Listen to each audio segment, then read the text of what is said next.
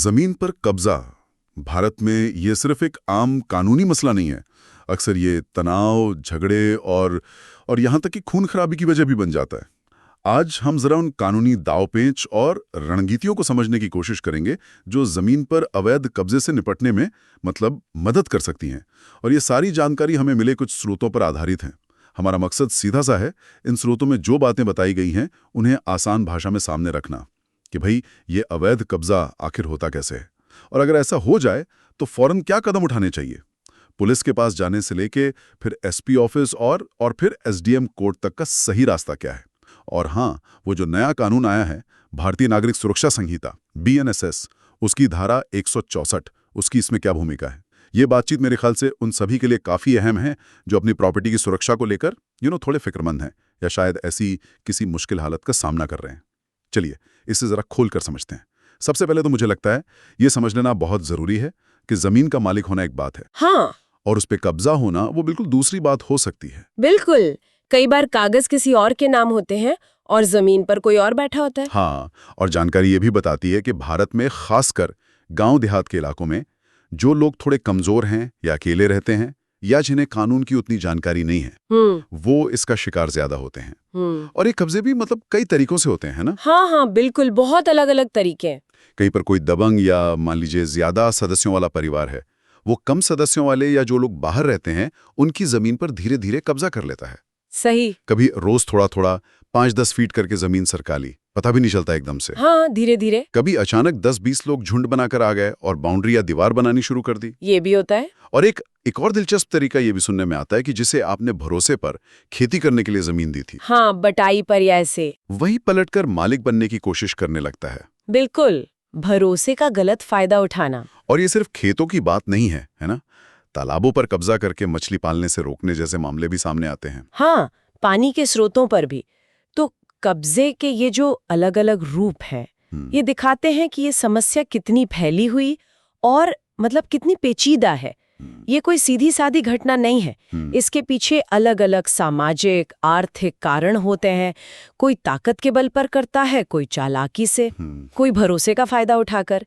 इसीलिए जैसे ही कब्जे की भनक लगे या कोशिश शुरू हो, फौरन सही कानूनी कदम उठाना इतना जरूरी हो जाता है। क्यों? अगर देर हो गई तो? क्योंकि अगर आप चुप बैठ गए तो कब्जा करने वाले की स्थिति वो हर गुजरते दिन के साथ मजबूत होती जाती है।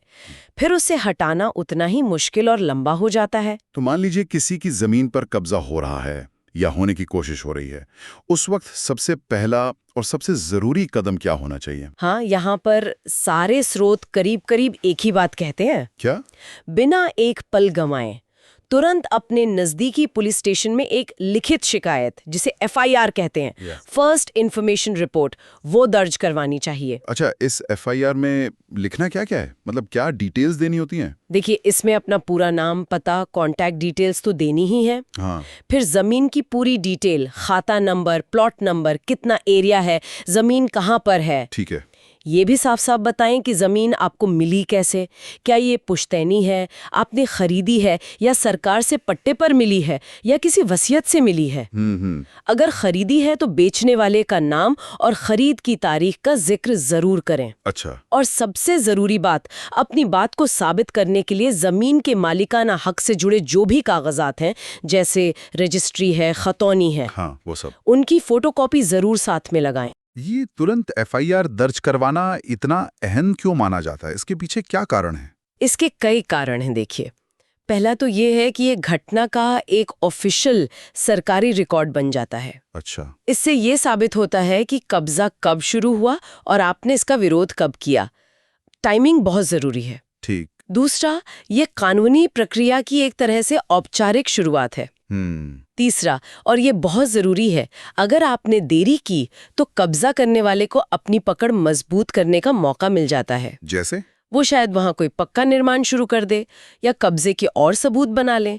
समय पर FIR ये दिखाती है कि आप अपने अधिकारों के लिए सजग हैं और आपने कब्जे को चुपचाप स्वीकार नहीं किया है। लेकिन एक आम दिक्कत जो अक्सर सुनने में आती है, खासकर उन लोगों के साथ जो शायद थोड़े कमजोर हैं या जिनकी पहुंच नहीं है। हाँ, ये होता है। पुलिस कई बार ये कहकर मामला टाल देती है कि भाई ये तो जमीन का झगड़ा है, सिविल मामला है, आप कोर्ट जाइए। बिल्कुल, ये बहुत कॉमन है। अगर ऐसा हो तो क्या करें?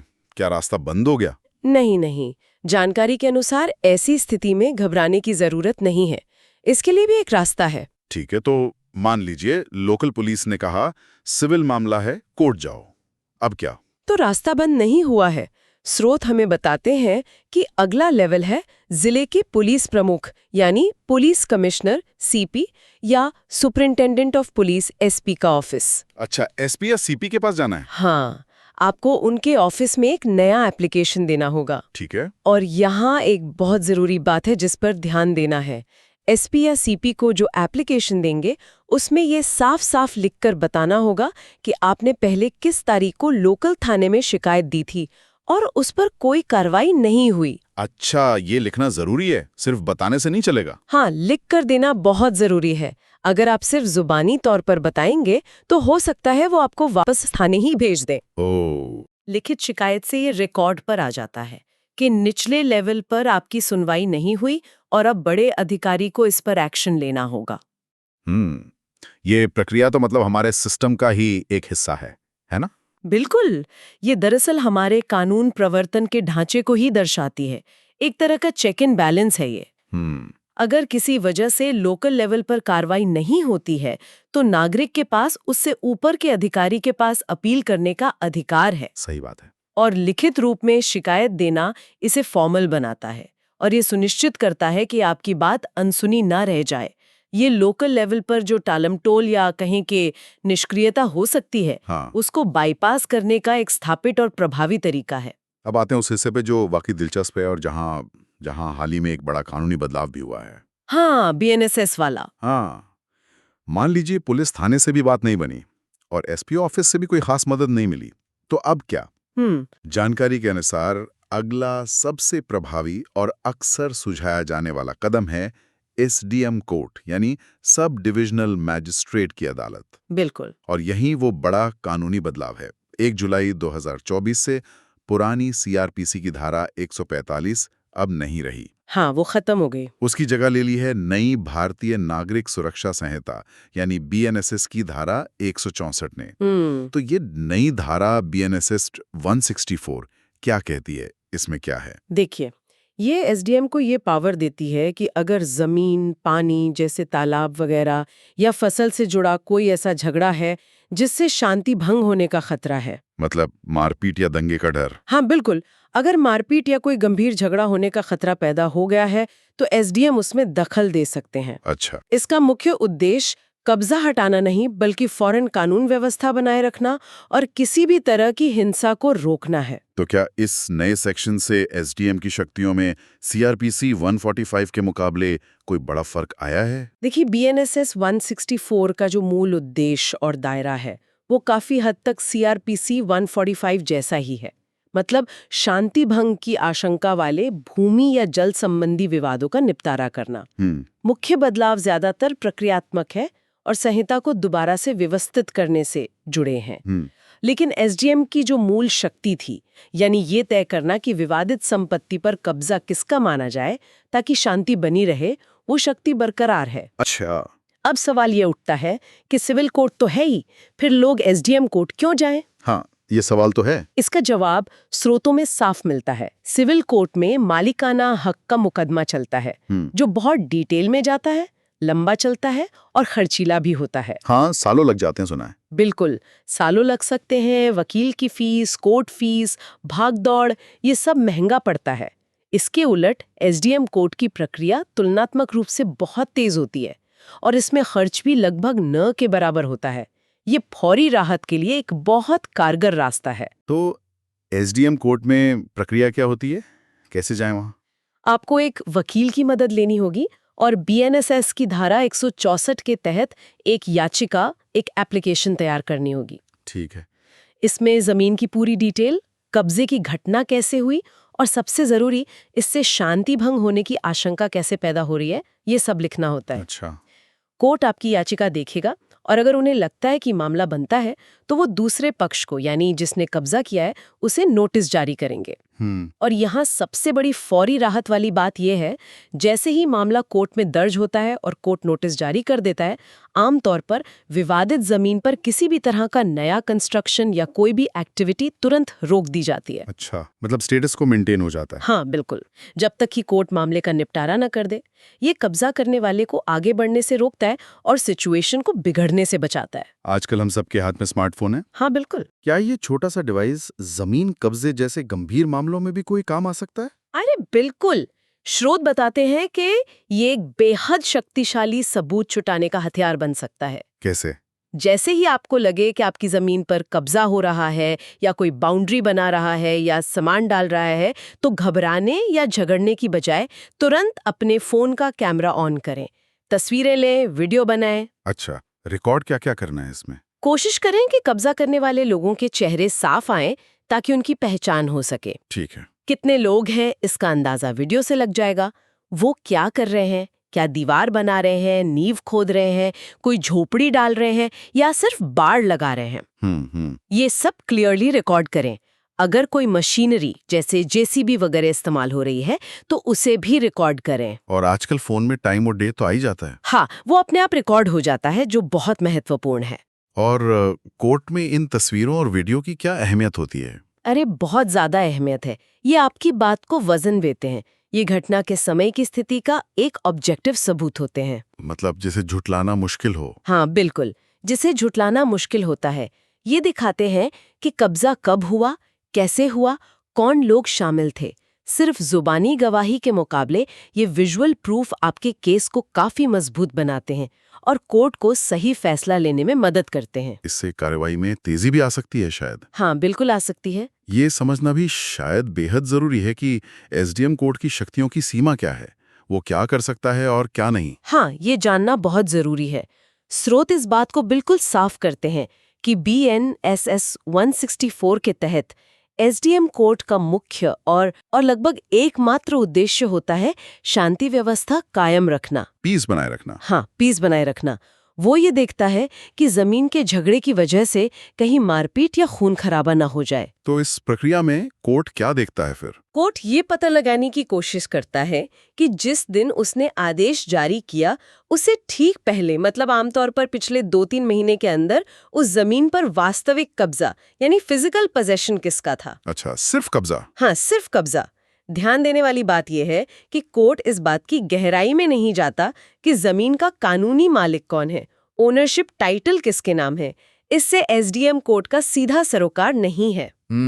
वो सिर्फ तात्कालिक कब्जे को देखकर फैसला सुनाता है ताकि झगड़ा टल सके। तो एसडीएम कोर्ट एक तरह से मतलब फर्स्ट एड जैसा हुआ, असली इलाज नहीं। बिल्कुल सही समझा आपने। ये एक तरह की अंतरिम व्यवस्था है, फौरी राहत है। इसीलिए कई बार ऐसा भी हो सकता है कि आप जमीन के असली मालिक हों, आपके पास सारे कागजात हों, रजिस्ट्री, खतौनी, सब कुछ, हाँ, लेकिन फिर भी एसडीएम कोर्ट का फैसला आपके पक्ष में ना आए। हाँ, ये हो सकता है। ऐसा कब हो सकता है? शायद तब जब आप उस जमीन से कई सालों से दूर रह रहे हों, उसकी देखरेख न कर रहे हों और पिछले कुछ समय से किसी और का कब्जा वहां जम गया हो।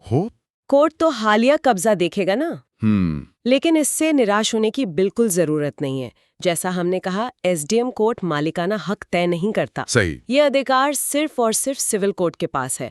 आप देखेंगे कि अक्सर एसडीएम कोर्ट अपने आदेश में खुद ही लिखता है कि पार्टियां अगर चाहें तो सक्षम न्यायालय जा सकती हैं। और इस सक्षम न्यायालय का मतलब सिविल कोर्ट ही होता है? जी बिल्कुल, इसका मतलब सिविल कोर्ट ही होता है। तो अगर एसडीएम कोर्ट से राहत नहीं मिलती या फैसला आपके खिलाफ आ जाता है तो अगला और आखिरी रास्ता है सिविल कोर्ट। हाँ, अंतिम पड़ाव वही है। यहाँ आपको अपनी जमीन पर मालिकाना हक साबित करने के लिए मुकदमा दायर करना होता है। बिल्कुल। सिविल कोर्ट में प्रक्रिया लंबी जरूर चलती है, लेकिन यहाँ मामले की पूरी गहराई से जांच होती है। हाँ, यहाँ टाइटल देखा जाता है। कोर्ट सारे दस्तावेज देखता है, दोनों पक्षों के सबूत, गवाह, सबको परखता है और फिर डिटेल में फैसला सुनाता है कि प्रॉपर्टी का असली कानूनी मालिक कौन है। सही। यहाँ स्रोत एक तरह का भरोसा दिलाते हैं कि अगर आपके पास अपनी जमीन के मालिकाना हक के पुख्ता और सही दस्तावेज हैं, तो फिर अवैध कब्जा करने वाला व्यक्ति, चाहे उसने कुछ समय के लिए कब्जा कर भी लिया हो, कानूनी तौर पर आपकी संपत्ति पर कभी अपना हक नहीं जमा पाएगा। और अब एक आखिरी लेकिन शायद सबसे महत्वपूर्ण कानूनी पहलू पर आते हैं,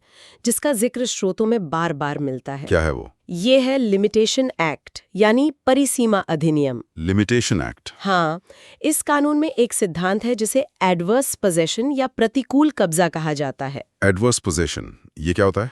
ये थोड़ा पेचीदा लग सकता है, लेकिन इसे समझना बहुत जरूरी है। इसके अनुसार अगर कोई व्यक्ति किसी दूसरे की निजी संपत्ति पर लगातार 12 साल या उससे ज्यादा समय तक 12 साल। हाँ, लगातार 12 साल तक बिना किसी रोक-टोक के शांतिपूर्वक और खुले तौर पर, यानी सबको दिखाते हुए, छिपकर नहीं, काबिज रहता है और इस पूरे 12 साल के दौरान असली मालिक उसे हटाने के लिए कोई भी कानूनी कार्रवाई नहीं करता। मतलब चुप रहता है मालिक? हाँ, अगर मालिक कोई एक्शन नहीं लेता तो 12 साल पूरे होने के बाद वो कब्जा करने वाला व्यक्ति उस संपत्ति पर मालिकाना हक का दावा कर सकता है। लेकिन ये 12 साल वाला नियम, ये थोड़ा अजीब नहीं लगता? क्या कोई इतने समय तक कब्जा जमाए रख सकता है बिना मालिक को पता चले? देखिए, ये नियम शायद इसलिए बनाया गया ताकि संपत्तियों पर दावों को लेकर एक समय सीमा तय हो सके और सालों पुराने मामलों को अनिश्चित काल तक लटकाए न रखा जा सके। अच्छा। ये मालिकों को भी अपनी संपत्ति के प्रति जागरूक रहने के लिए प्रेरित करता है। अब इसी 12 साल के नियम की वजह से ये इतना जरूरी क्यों है कि जैसे ही कोई आपकी जमीन पर कब्जा करने की कोशिश करे, आप तुरंत कानूनी एक्शन लें। क्यों? क्योंकि जैसे ही आप पुलिस में एफआईआर दर्ज कराते हैं या एसपी के पास जाते हैं या एसडीएम या सिविल कोर्ट में केस दायर करते हैं, तो ये उस 12 साल की गिनती को वहीं रोक देता है। अच्छा, वो काउंटर रुक जाता है। हाँ, वो काउंटर रुक जाता है। ये दिखाता है कि आपने कब्जे का विरोध किया है, आप चुप नहीं बैठे। अगर आप सालों तक इंतजार करते रहे, मामले को नजरअंदाज करते रहे, तो ये आपके केस को बेहद कमजोर कर देगा और 12 साल बीतने पर आप अपना मालिकाना हक हमेशा के लिए खो भी सकते हैं, भले ही कागज आपके नाम हो। बाप रे, मतलब तुरंत एक्शन लेना ही बचाव है। बिल्कुल, तुरंत कार्रवाई ही बचाव है। और हाँ, ये नियम मुख्य रूप से निजी संपत्ति पर लागू होता है। सरकारी जमीन के लिए नियम अलग और ज्यादा सख्त होते हैं। एक और बहुत ही प्रैक्टिकल सवाल उठता है जिसका जवाब भी हमें स्रोतों में मिलता है। पूछिए। मान लीजिए किसी ने केस दायर किया, चाहे एसडीएम कोर्ट में या सिविल कोर्ट में, और मुकदमे के दौरान ही उसकी मृत्यु हो जाए, तो क्या केस वहीं खत्म हो जाएगा? जानकारी स्पष्ट करती है कि उनके जो कानूनी वारिस हैं, जैसे बच्चे या पत्नी, हाँ, जैसे उनके बच्चे, पत्नी या पति, वो उस मुकदमे को उसी स्टेज से आगे बढ़ा सकते हैं जहां वो रुका था। ओह, ठीक है। इसके लिए उन्हें कोर्ट में एक एप्लीकेशन देकर खुद को पार्टी के तौर पर रिकॉर्ड पर लाना होता है। न्याय की प्रक्रिया व्यक्ति के न रहने पर भी जारी रहती है। तो इस पूरी चर्चा का सार क्या निकलता है? निचोड़ क्या है? हाँ, सम अप करते हैं। सबसे पहली और जरूरी बात, अगर आपकी जमीन पर अवैध कब्जा होता है तो फौरन हरकत में आना है। बिल्कुल, तुरंत। सोच समझकर और सही क्रम में कदम उठाने हैं। पहला कदम पुलिस में एफआईआर, वहां सुनवाई ना हो तो एसपीसीपी ऑफिस, और फिर फौरी राहत और शांति व्यवस्था के लिए एसडीएम कोर्ट, नई बीएनएसएस धारा 164 के तहत, जो एक तेज और कम खर्चीला रास्ता हो सकता है। सही। और साथ ही अपने मोबाइल फोन से सबूत जुटाना ना भूलें, तस्वीरें, वीडियोस। लेकिन ये गांठ बांध लें कि एसडीएम कोर्ट सिर्फ कब्जे पर फैसला देता है, मालिकाना हक पर नहीं। हाँ, ये बहुत जरूरी है, याद रखना। उसका काम झगड़ा रोकना है। संपत्ति का असली मालिक कौन है, इसका अंतिम फैसला सिविल कोर्ट ही करेगा, जहां आपके दस्तावेज सबसे अहम होंगे। बिल्कुल। और हाँ, लिमिटेशन एक्ट का वो 12 साल वाला नियम, वो हमेशा ध्यान में रखें। उससे बचने का एक ही तरीका है, कब्जे की पहली आहट पर ही कानूनी कार्रवाई शुरू कर देना। देरी मतलब खतरा। हाँ, देरी मतलब खतरा। बिल्कुल। ये कानूनी कदम, प्रक्रियाएं और सावधानियां जानना हर संपत्ति मालिक के लिए बेहद जरूरी है।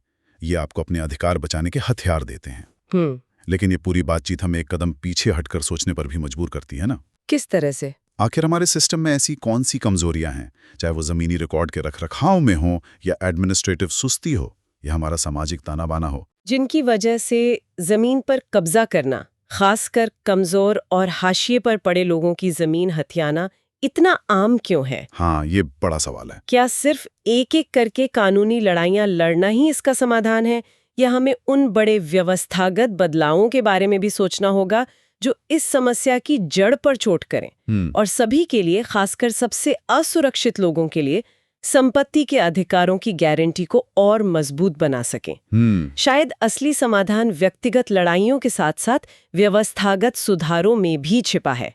इस पर विचार करना भी मुझे लगता है उतना ही अहम है।